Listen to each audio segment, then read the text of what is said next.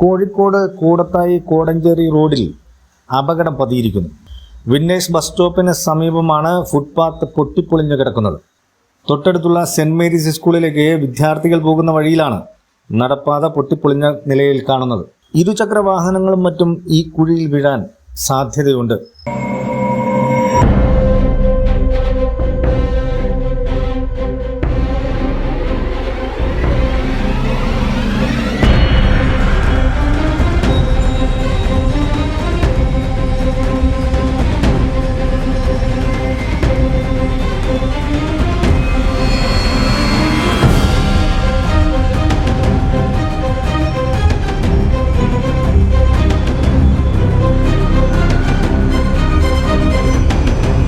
ഈ റോഡിന്റെ ചുമതല കൊടുവള്ളി PWDക്കാണെന്നാണ് നാട്ടുകാർ പറയുന്നത്.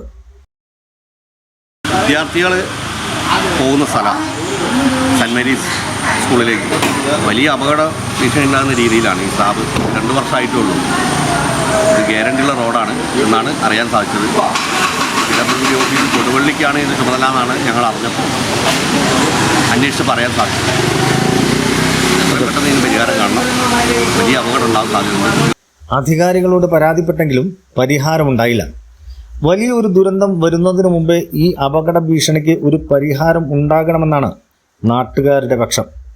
News desk, channel 2.